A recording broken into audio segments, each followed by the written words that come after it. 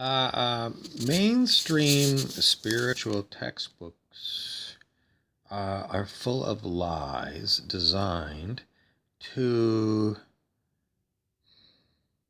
screw you up. I used to think that this guy was really good. I used to think he was really good. And the more I go and look at his stuff, the more problems I have with it. Because, in essence, he is saying you and me are destined to become incredibly stupid. Basically, he is putting it out there in his book that we are destined to become old and have dementia, lose our minds, and lose our bodies. Isn't it true?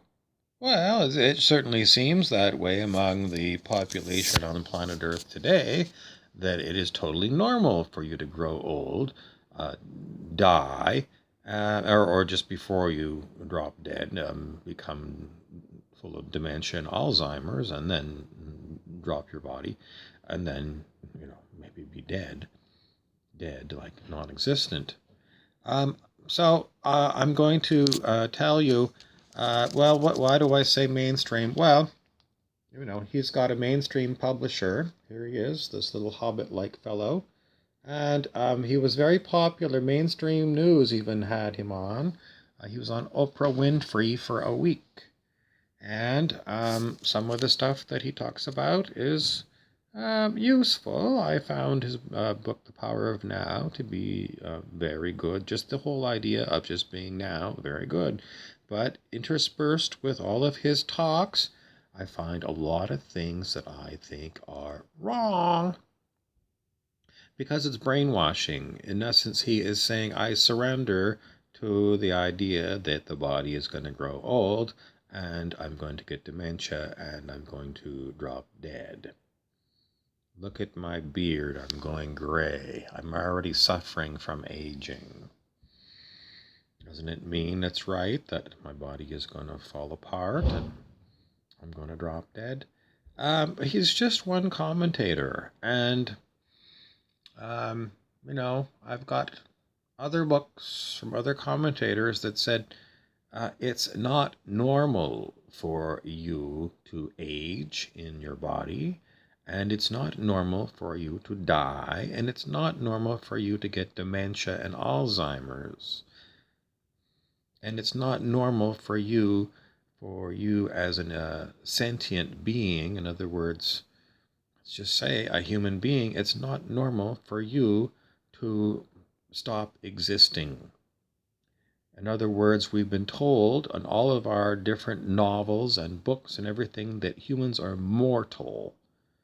In other words, we have a limited lifespan and then we're going to be gone.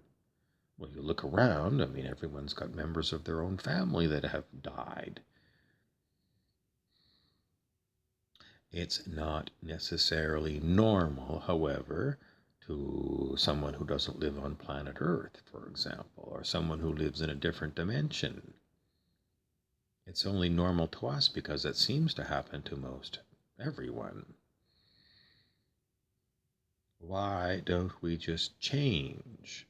One of the books that was very good on this topic is by Leonard Orr, and it's something about dropping the death habit.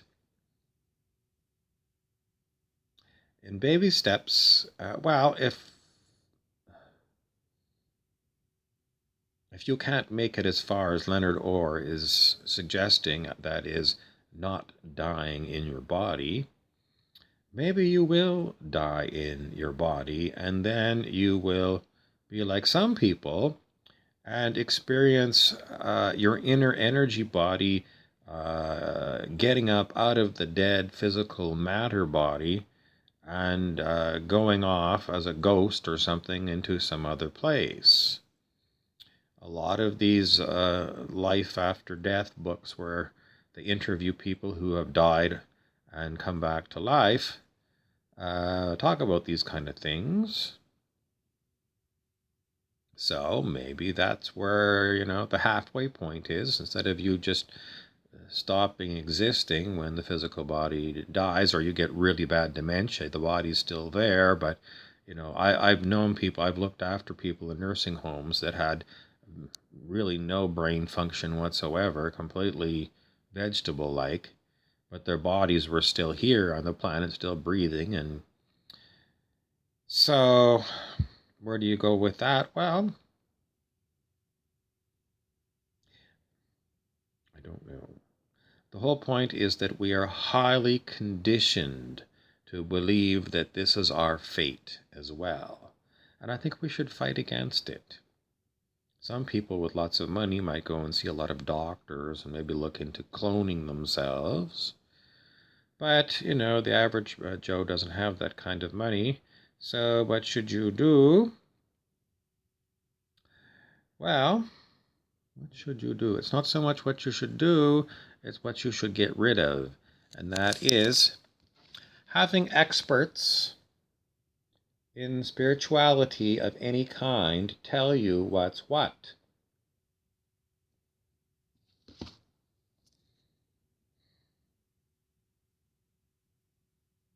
You've got churches full of ministers and priests telling you what's what.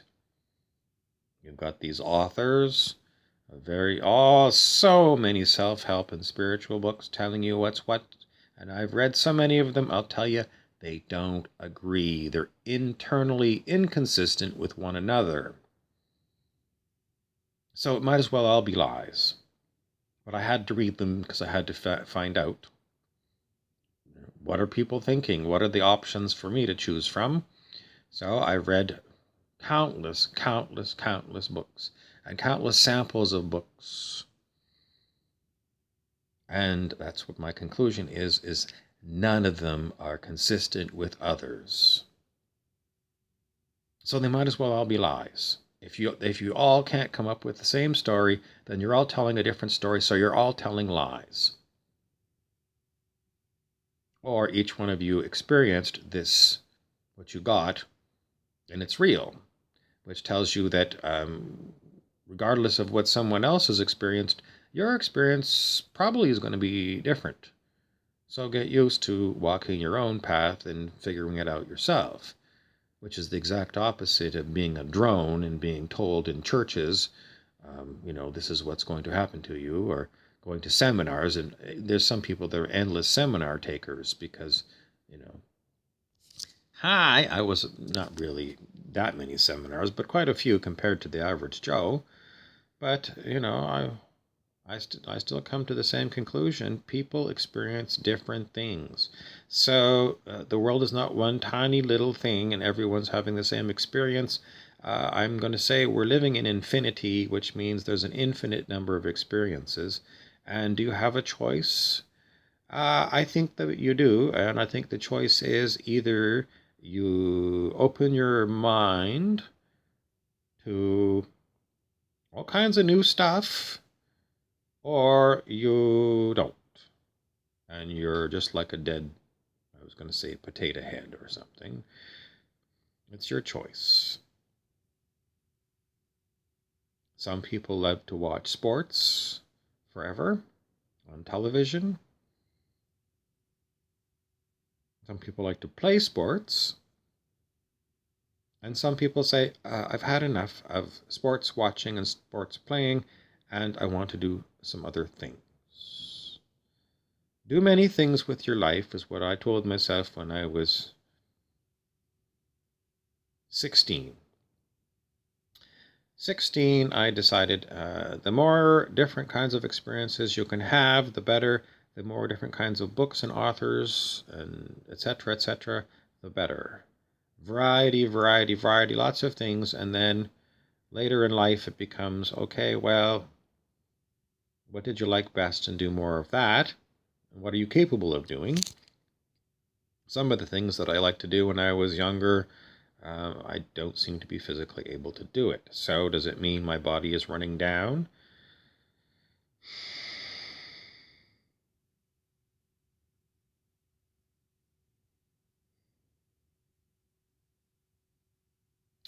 In meditation, my body does not feel old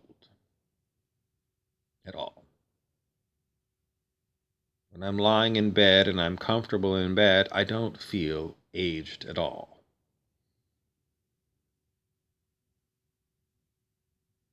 But in the middle of the daytime, sometimes, quite often, I have to have a nap.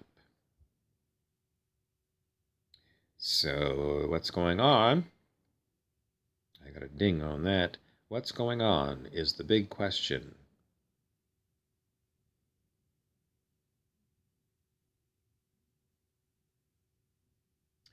Sometimes I think it's the collective consciousness of humanity which is aging me, because there's a mass belief in aging. A mass belief in aging and death. And for me to step away from the collective consciousness of all the other humans, it's sometimes easy when I'm alone and isolated from the rest. And other times it's very difficult when I'm stuck with a middle group of people who pretty much don't want to listen to any of my views, and basically they tell me to shut up. Why is that the middle group? Because the other groups don't even know who I am. So I will leave this talk with the spiritual teacher Wayne Dyer, who in essence said, regardless of what everyone else has told you about their good opinion, because everyone thinks their opinion is a good opinion or the best opinion, regardless of what everyone else tells you, follow your own path. And if it doesn't match up with other people's opinions and they start chewing you out, get really good at doing this to them. Because it's none of their damn business what you choose to do with your life and what ideas you choose to pursue, and your destiny is not their destiny.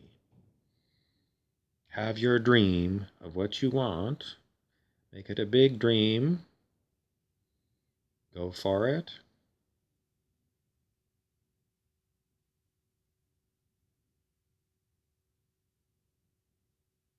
I don't know. There's always more I can say, but that's the summary of it all. Wayne Dyer, he's someone you can read. Is he 100% good? Well, apparently he never got this Leonard Orr bit about, living forever in your body, because, it was reported that he dropped dead. So, even the best spiritual teachers don't seem to get the whole point. Someone else wanted to remind me there was what was called an Islamic proverb that said, a man with only one book is an idiot. It seems to me it means you have to really expand your mind a hell of a lot beyond the average Joe who's only got one book, which is probably the